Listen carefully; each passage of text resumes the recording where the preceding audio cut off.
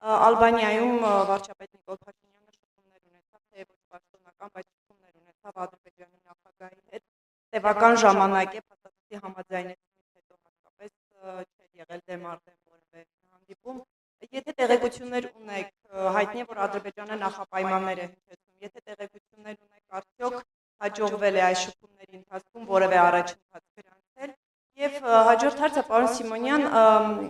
Ադրբեջանից հայտարարություններ են հնչում, որ տարածաշրջանում որևէ երրորդ ուժի ռազմական ներկայություն այլևս անհրաժեշտ չէ եւ խաղաղության հաստատման համար նրանց դուրսբերման մասին են խոսում։ Սա ընդդիմությունը հայտնի է, որ նախկինում ադրբեջանական կողմը այս մասին խոսում էր նաև դիտորդների համատեքստում, բայց ընդդիմությունից հնչում են հայտարարություններ, որ այս նաև ռուսական ռազմաբազայի դուրսբերմանը։ Ես ուզում եի դուք հստակեցնեիք, արդյոք ադրբեջանական կողմը Հայաստանին ռուսական ռազմաբազան Հայաստանից հանելու նաև պահանջ է ներկայացնում եւ առհասարակ կան այդպիսի քննարկումներ ռազմաբազայի մասով Բաքվի հետ։ Շնորհակալություն։ Հարգելի գործընկերներ, ես շատ կարճ, բայց ես առաջարկում եմ մեր ներքին եւ արտաքին հարցերի շուրջ, որոնք որ չի վերաբերում մեր գործընկերոջ, ես գործընկերոջ ճանապարհելուց հետո ես կմոտենամ ձեզ եւ ձեր բոլոր հարցերին կպատասխանեմ։ Դուք էլ պատրաստվեք, ես էլ պատրաստվեմ դրան։ Ինչ վերաբերում է ձեր ասած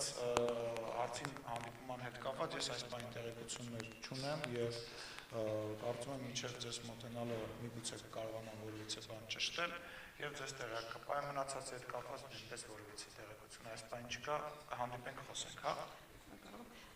Տիկին նախագահ, քանի որ դուք կարևորեցիք խաղաղության հաստատման Anafερθήκατε στην επίλυση της ειρήνης στην περιοχή και η χώρα σας μεσολαβούσε στο πλαίσιο της Ευρωπαϊκής Ένωσης για την εγκαθίδρυση της ειρήνης στην περιοχή. Πώς βλέπετε τον ρόλο σας, τι μπορείτε να διαδραματίζετε?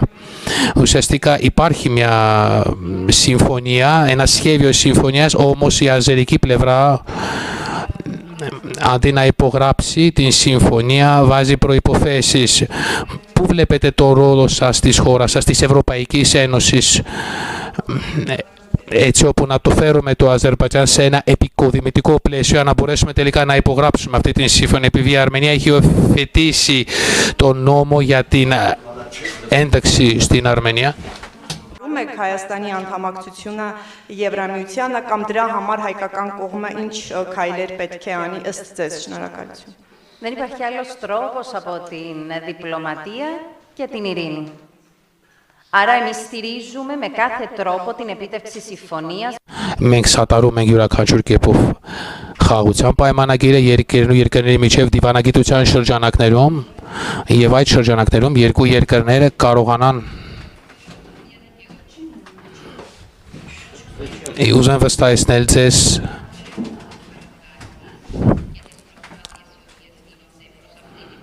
տեսել եմ շատ փորձեր, ջանքեր, որոնք այդ ուղղությամբ արձանագրվում են, բայց հույսով եմ, որ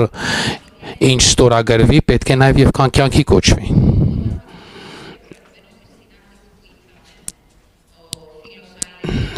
Ընկեր Ալենը երբ որ մեզ տեղեկացրեց այն ջանքերի շուրջ, մենք էլ մեր կողմից հույս ունենք, որ հնարավորինս շուտ կարձանագրվի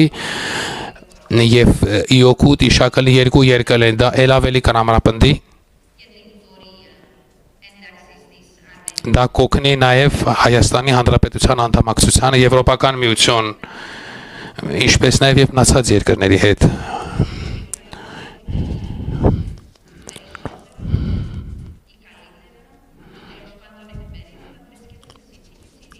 Երբ որ կա խաղաղություն, յուրաքանչյուր երկրում ծաղկում է, զարգանում է, դուք դրա գիտեք դրա մասին։ Դա մեզ հարկավոր է եւ ողջ տարածաշրջանում, եւ դա մեզ հարկավոր է նաեւ Կիպրոսի դեպքում։ Ինչպես դուք գիտեք, Կիպրոսը արդեն 50 տարի է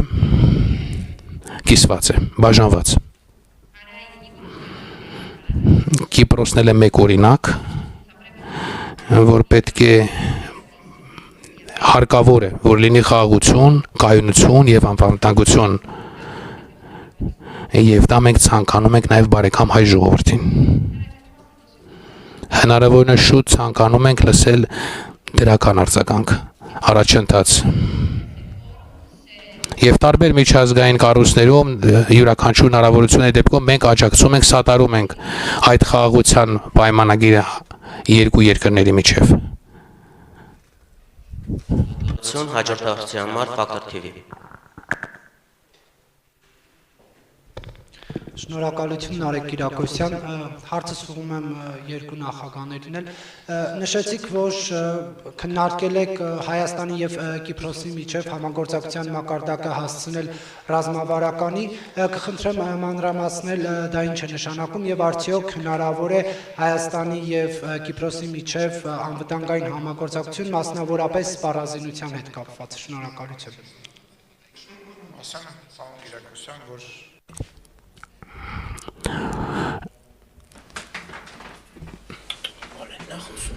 Հայրենա։ Եվ մենք պարլամենտի ղեկավարներս քննարկելիս ռազմավարական գործընկերությունը առաջին հերթին դա նկատում ենք, իսկ մանրամասները ենթադրում են իրար հետ համատեղ շահերի եւ համատեղ մարտավարության ձևավորում եւ համատեղ աշխատանքներ բոլոր միջազգային հարթակներում, այլ ավել մանրամասներ այս պայմանությամբ չեմ կարող բացահայտել, կարծում եմ գործընկերներ նման մանրամասներ կդժվարանա ասել, դա ենթադրում է նաև կոնկրետ փաստաթղթերով սահմանված փոխհարաբերակցության ձևաչափերի ֆիքսում, արձանագրում, ստորագրում, խորացում,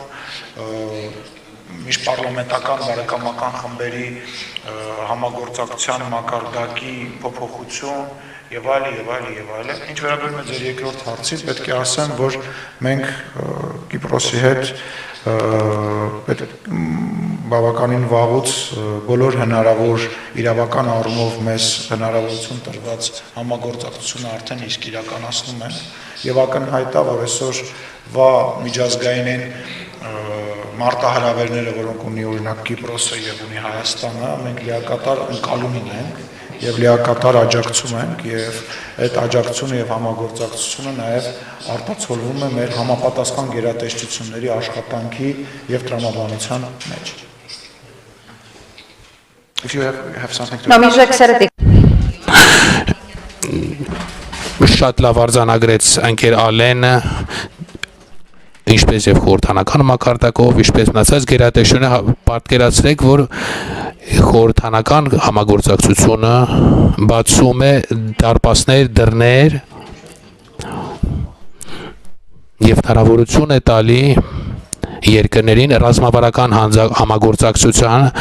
այդ իսկ պատճառով մենք մասնակցում ենք տարբեր միջազգային հարթակներում միասին խորհրդանական ձևաչափով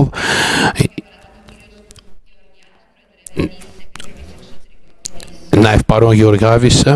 որը արտաքին հանձնաժողովի նախագահն եւ բարեկամական խմբի նախագահն է եւ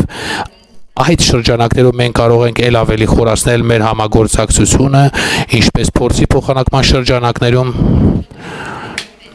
որտեղ որ մենք հնարավորություն ունենք ել ավելի խորացնելու մեր համագործակցությունը, մենք դա անում ենք, իսկ խորհրդաների միջև համագործակցությունը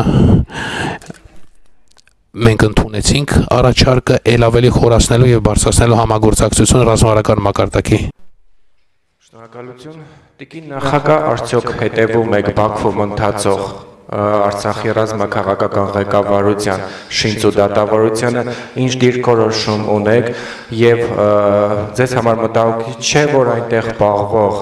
հայ ռազմագերիների իրավունքները հիմնարար խախտվում են, տեղի ունենում փակ դատավարություն, ցուցմունքներ են կեղծվում եւ արդյոք կոչ կանեք Ադրբեջանին ազատ արձակել հայ ռազմագերիներին։ Շնորհակալություն։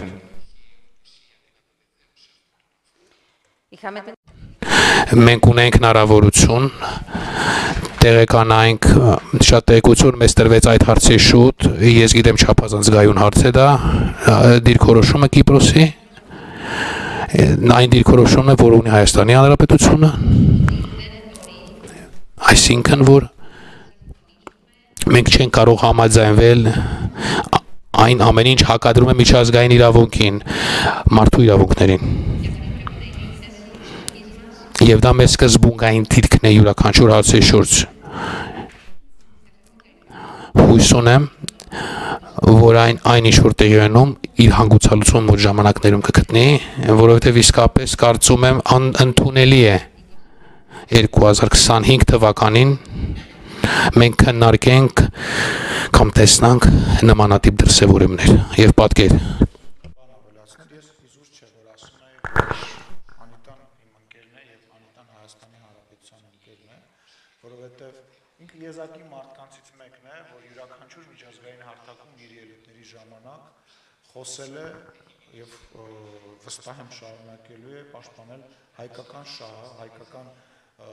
տեսակետը, ասեմ ավելին, եզակի մարդն է, ով Դուբլինում կայացած համաժողովի ժամանակ, որը համընկավ Ղարաբաղից տեղահանման, հայ ժողովրդի տեղահանման հետ, այդ ձայնն է բարձրաձայնել, այդ հարցն է բարձրաձայնել եւ սրանով է նաեւ ձևավորվել ու ձևավորվում իմ եւ մեր վերաբերմունքը Կիպրոսին, Կիպրոսի մեր գործընկերոջը, որի համար կրկին շնորհակալություն եմ հայտնում։ Ձեզ մենք շատ բարձր ենք գնահատում այն ամեն ինչ, որ դուք արել եք եւ անում եք Հայաստանի համար։ Շնորհակալություն։ Շնորհակալություն, հարցերը ավարտվեցին։